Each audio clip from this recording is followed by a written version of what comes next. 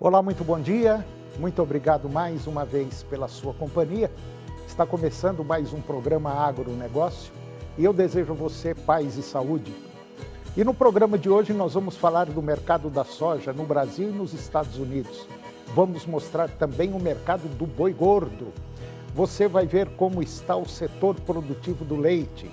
Vamos comentar do superávit brasileiro mesmo diante das tarifas americanas. E eu vou conversar com Thales Facanali Martins, ele é gerente de portfólio da Biotrop. E nós vamos falar que o sucesso da colheita da soja começa com o cuidado do solo o ano todo. O programa Agronegócio já está no ar.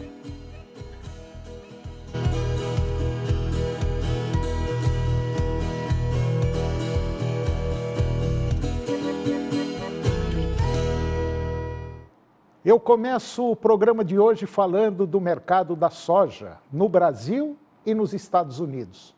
Com o avanço do plantio aqui no Brasil e condições climáticas adversas lá nos Estados Unidos, o mercado da soja vive um momento de instabilidade, olha que já faz tempo. Ao mesmo tempo, a decisão da Argentina de zerar impostos sobre as exportações pressiona preços e intensifica a competição mundial. A conjuntura mundial da soja tem se mostrado desafiadora. O anúncio do governo argentino de isentar temporariamente os impostos de exportação até 31 de outubro aumentou a competitividade dos grãos do país vizinho, impactando diretamente as cotações em Chicago. A expectativa de maior oferta nos embarques de novembro gerou pressão de baixa, afetando contratos futuros. E de acordo com a análise de mercado da Grão Direto, lá nos Estados Unidos, o cenário climático contribuiu para essa instabilidade. A intensificação das condições climáticas secas no meio oeste e em plena fase de enchimento e maturação das lavouras levanta dúvidas sobre o volume e qualidade da safra norte-americana, com riscos de grãos menores e menor teor de óleo. Na Bolsa de Chicago, o contrato de novembro caiu 1,17%, fechando a $10,14 por bushel. Esse valor representa $22,35 por saca. Já o preço de março do próximo ano recuou 1,13%, encerrando a $10,49 por bushel ou $23,13 por saca. No Brasil, o dólar subiu 0,38% na semana, cotado a R$ 5,34, porém sem força para conter o movimento de queda nas principais regiões produtoras. E agora vamos falar um pouquinho do mercado do boi gordo. De acordo com a análise do informativo Tem Boi na Linha, que é publicado pela Scott Consultoria, a cotação do boi gordo ela se manteve estável lá no estado de São Paulo. O mercado abriu a semana com poucos negócios e, segundo o levantamento, algumas indústrias ainda estavam decidindo como seriam as ofertas de compra com base nas vendas do fim de semana, enquanto outras estavam fora do mercado. O informativo aponta que, se na semana passada alguns compradores que tinham escalas mais confortáveis testaram o mercado com ofertas mais baixas da referência, hoje voltaram atrás e ofertaram dentro das referências. Para a consultoria Scott, esse movimento indica que os agentes econômicos eles podem ter encontrado um piso para os preços, pelo menos por agora. A cotação manteve-se estável para todas as categorias e as escalas de abate atendem em média a 9 dias. Na Bahia, por exemplo, o mercado se abriu em ritmo lento, com a maior parte das indústrias ainda sem divulgar ofertas de compra. Na região sul, os frigoríficos apresentam no mercado descontos de até R$ 2,00 por arroba. E o pagamento pela nova, na região centro-oeste, não houve alteração nos preços. No mercado atacadista de carne com osso, não há sinais de melhoria até a obtenção de resultados nas próximas 2 semanas. O setor segue com vendas fracas e poucos pedidos de encomenda. E agora vamos ver como está o setor produtivo do leite.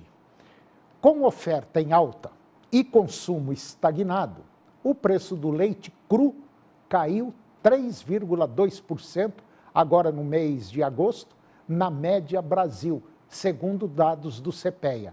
É o 5º mês consecutivo de desvalorização no campo. O mercado do leite no Brasil segue pressionado pela combinação de maior oferta e demanda retraída. Segundo dados que foram divulgados pelo CPEA, que é o Centro de Estudos Avançados em Economia Aplicada da Exalc-USP, o preço do leite cru, que foi captado no mês de agosto, chegou a R$ 2,53 por litro na média Brasil, com queda de 3,2% frente a julho e de 12,6% na comparação com agosto do ano passado. Isso em termos reais, já deflacionados pelo IPCA, pela inflação. Esse é o 5º mês direto de baixa nos preços pagos ao produtor.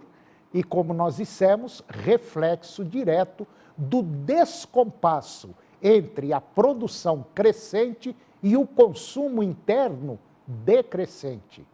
O índice de captação do leite, o ICAP, ele subiu 3,3% entre julho e agosto e acumula alta de 6,1%. No ano, é a maior captação, ela está associada aos investimentos que foram realizados no setor desde 2024, período em que as margens estavam, vamos dizer, mais favoráveis.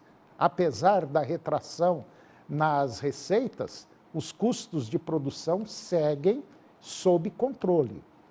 O CPEA, ele indica que o custo operacional efetivo, que é o COE, ele teve redução de 0,38% em agosto. Ainda assim, o poder de compra do produto caiu.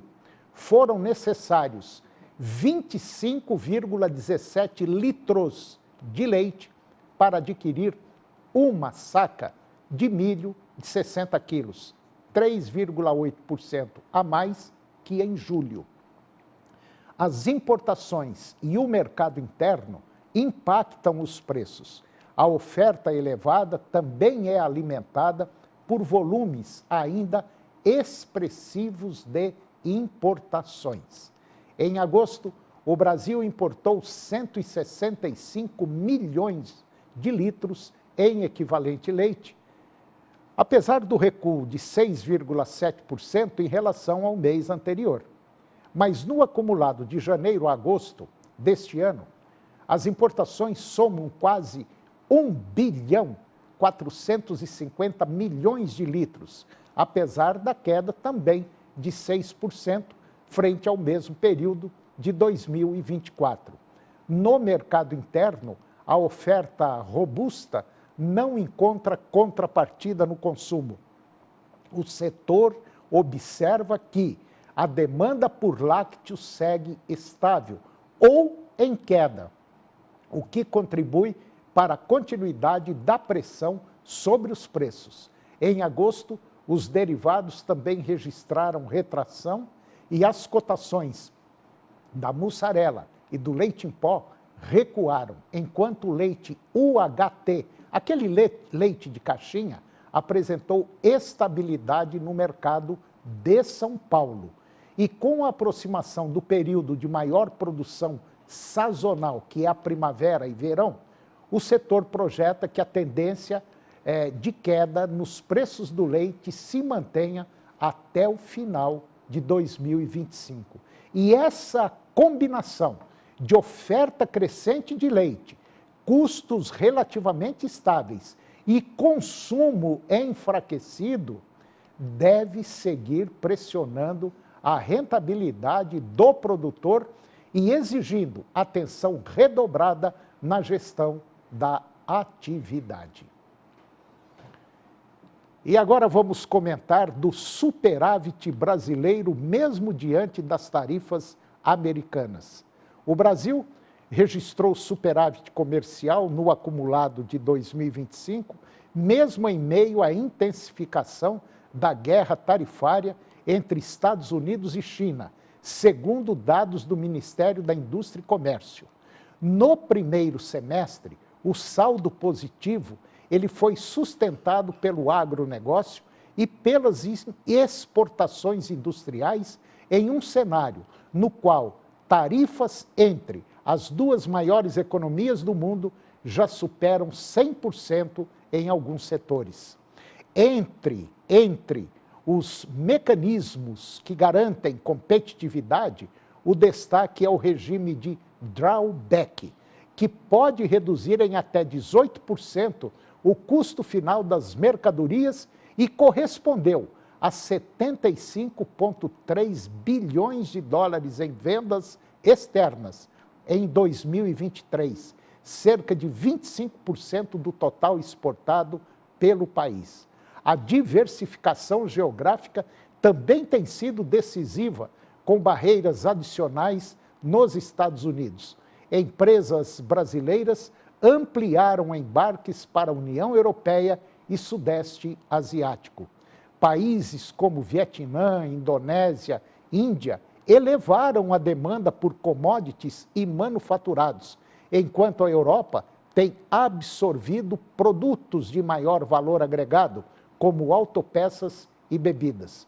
O superávit comercial de 2025 mostra a força do agronegócio e da indústria brasileira, mas também escancara os riscos de depender de poucos mercados. A guerra tarifária entre Estados Unidos e China reforça que diversificação não é opção, ela é necessidade.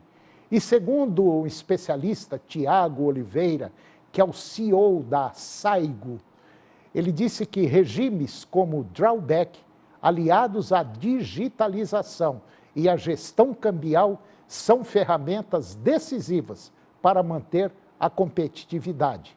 As empresas que estruturarem as suas operações com governança e visão estratégica conseguirão não apenas atravessar este cenário, mas conquistar espaços nas rotas mundiais. E agora vamos falar um pouquinho de empregos que foram gerados pelo setor agro. O mercado de trabalho do agronegócio, ele atingiu um novo patamar recorde no segundo trimestre deste ano. Segundo o boletim divulgado pela Confederação da Agricultura e Pecuária do Brasil, a CNA, em parceria com o Centro de Estudos Avançados em Economia Aplicada, que é o CEPEA, o setor empregou um total de 28,2 milhões de pessoas, um número inédito para o período desde o início da série histórica em 2012. E esse volume representa um crescimento de 0,9% em comparação com o segundo trimestre do ano anterior, adicionando cerca de 244 mil trabalhadores ao contingente total. E com a expansão, o agronegócio consolidou a sua importância, respondendo por 26% de todas as ocupações do mercado de trabalho. O excelente desempenho na geração de vagas, ele foi impulsionado majoritariamente pelos segmentos a jusante e a montante da porteira, indicando uma maior complexidade e demanda por apoio técnico na cadeia produtiva. o segmento de agroserviços, ele foi o principal destaque em volume, absorvendo mais de 325 mil novos trabalhadores e alcançando um recorde de 10,5 milhões em ocupações. Em termos percentuais, o setor de insumos para a agropecuária registrou a maior alta, com crescimento de 7,4%, seguido pela agroindústria, mais 2%, e pelos próprios agroserviços, 3,2%. Em contraste com os demais elos, o segmento primário, que inclui as atividades dentro da fazenda, como lavoura e pecuária, registrou uma queda de 2,6% no período, sinalizando uma possível tendência de mecanização e maior produtividade por trabalhador no campo. O recorde de empregos ele é atribuído pelos pesquisadores ao bom desempenho da agropecuária nacional, que tem mantido safras elevadas e um volume crescente de industrialização de produtos, dinamizando toda a cadeia e ampliando a demanda por serviços técnicos, financeiros e também de logística. E depois do intervalo eu vou conversar com Thales Facanali Martins. Ele é gerente de portfólio da Biotrop e nós vamos falar que o sucesso da colheita de soja começa com cuidado do solo, o ano todo. Nós voltamos já, é um minuto só.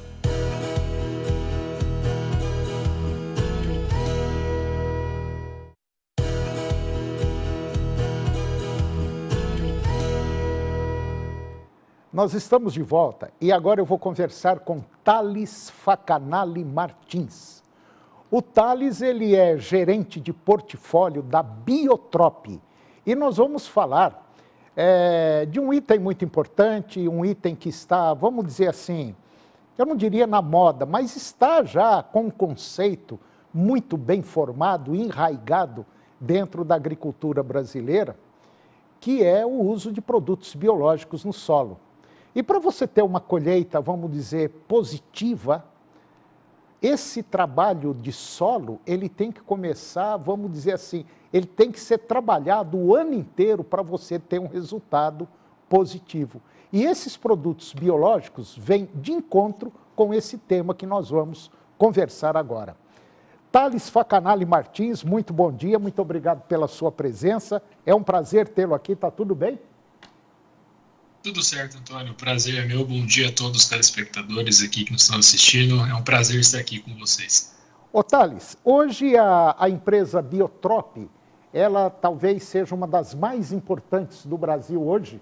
Quer dizer, ela está no top, aí no topo de uma das empresas mais importantes do nosso país na produção de produtos biológicos, que entrou para valer e ficou, né? É isso aí, Antônio. Hoje a Biotrop é uma das líderes dentro do mercado de bioinsumos, né? Uma empresa jovem, vamos assim por dizer, né? Nascida em 2018, aí com menos de 8 anos de existência, né? Mas já com um âmbito muito forte realmente de trazer soluções biológicas, soluções inovadoras aí no âmbito para todos os nossos agricultores brasileiros e também, logicamente, expandindo isso para o mundo, né? Então é algo realmente que nos satisfaz muito. Hoje a Biotrop basicamente está no mundo todo, né? Onde tem agricultura, a Biotrop está lá, né? Sim, sim. A sede nossa, né? A Biotrop começou no Brasil, né? Em Curitiba, depois se expandiu para alguns CANs, né? Que são os centros avançados de multiplicação de micro-organismos, né? As famosas fábricas. Mas a nossa operação também já se expandiu para toda a América Latina, né? Ano passado começamos as primeiras vendas para os Estados Unidos e também a Europa, né? Vamos falar assim, é o nosso processo de expansão internacional, levando as tecnologias biológicas brasileiras para todo mundo, né? Então, assim, a gente costuma falar que esse mercado de bioinsumos, nós não vamos ser importadores de tecnologias, e sim já somos exportadores de tecnologias para o mundo. Eu tenho dito aqui no programa, e quem acompanha a gente sabe disso, os produtos biológicos é uma estrada sem volta, é um caminho sem volta, não tem como voltar, é uma questão de muito pouco tempo hoje para nós operarmos assim quase que a totalidade de nutrientes do solo à base de micro-organismos, né? Exato. O Brasil hoje já é uma referência na adoção de bioinsumos, né? Muito propriamente dito pelas nossas particularidades, né, de uma agricultura tropical, né?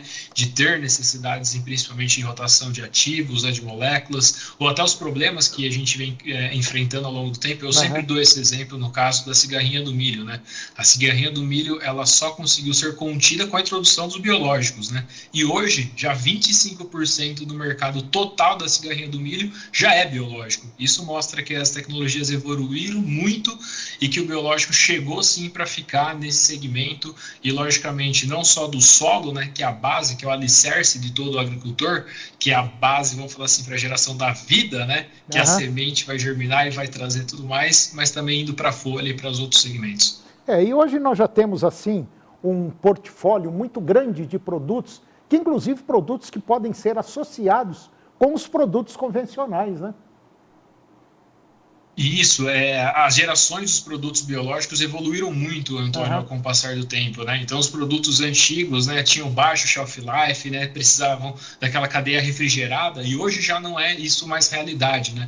Com as tecnologias, com o avanço de formulação, isso foi desmistificado, e hoje a gente tem produto aí com 2 anos de shelf life, produto que não precisa de cadeia refrigerada, e produto que é, sim, compatível com os defensivos químicos tradicionais, facilitando a vida do produtor em relação ao uso dele no campo, né, na implementação, seja ele no suco de plantio, seja ele na aplicação foliar, aonde for. Então, as tecnologias evoluíram para realmente, além da eficácia de entrega para o agricultor, para a facilidade operacional, que esse é um ponto essencial no crescimento da adoção de bioinsumos. E a gente tem que observar também que o uso de bioinsumos, por ser uma matéria viva, vem de encontro ao solo, que é uma matéria viva também. Então, esses 2 componentes, vamos dizer assim, um que já existe, que é o solo, o outro que é colocado, eles formam um conjunto que melhoram muito a estrutura, macro, micronutrientes, e isso faz com que gradativamente a gente vá até deixando de utilizar em grandes quantidades os produtos convencionais, né? Perfeito, você falou muito bem, Antônio, em relação da interação da biologia do solo em relação com a vida, né, para a geração do desenvolvimento da planta, né? Então isso é fundamental. A gente costuma falar que assim, o cuidado do solo ele tem que ser feito o ano todo, né? A cultura da soja, que é a principal cultura, ela não pode ser vista só, vou tratar a minha principal. Um exemplo disso são nematóides e os fungos de solos, né? Que grande parte dos nematóides se multiplicam também no milho, se multiplicam em outras culturas. Sim. E se eu não tratar essas outras culturas que antecedem a soja, eu posso estar piorando o problema em relação à minha cultura principal, né? Então, eu tenho que tratar o sistema. E o biológico veio para realmente ficar e mostrar que é possível, aí, nesse caso dos nematóides, nematídeos e doenças de solo, substituir as alternativas químicas, né? Tanto que hoje o mercado de nematídia de solos, mais de 90% é biológico. Então, esse cuidado em relação ao ano todo, ao maior patrimônio do agricultor, que é o solo, ele tem que ser feito não só na cultura principal, mas nas culturas que antecedem, porque eu vou estar repovoando a biota, vou estar criando estruturas, reciclagem de nutrientes, combatendo esses inimigos ocultos para ter uma perpetuação dessa biota positiva e, logicamente, os resultados de produtividade vão ser acumulativos ao longo dos anos. É verdade, concordo em gênero, número e grau. Tanto é que eu costumo falar muito aqui no programa, talvez você é mais jovem um pouco, pode não ter utilizado isso, mas a turma da velha guarda, por exemplo, a mãe sempre dava para a gente, quando estava meio fraco, biotônico Fontoura ou emulsão Scott. O trem ruim desgramado que era o tal do emulsão Scott. Só que tinha um problema. Dava uma revigorada na molecada que ficava todo mundo gordo, bonito, sabe? Então é o que está acontecendo hoje. O que está acontecendo com esses biológicos nada mais é do que uma revigorização do solo. Quer dizer, nós estamos colocando nutrientes para melhorar a capacidade física, química e biológica e automaticamente produzir mais. E você que está nos acompanhando, se quiser ter uma visão mais ampla, entre aí no site, vai lá no Google e coloque lá Biotrop. Tenho certeza absoluta que você vai encontrar um portfólio muito grande de produtos e produtos de primeira linha. Thales Facanali Martins, muito obrigado pela sua presença aqui no nosso programa. Foi uma conversa boa, tranquila, e é isso que nós precisamos. E sucesso para vocês aí na Biotrop. Obrigado. Obrigado, Toninho. Prazer estar aqui e sucesso para os nossos agricultores também na utilização de insumos biológicos. É isso aí. Obrigado. E o programa de hoje chegou ao fim. E eu termino o nosso programa com a seguinte frase: acredite que você pode, assim você já está no meio do caminho. Muito obrigado pela sua companhia, que Deus os abençoe e até o próximo programa.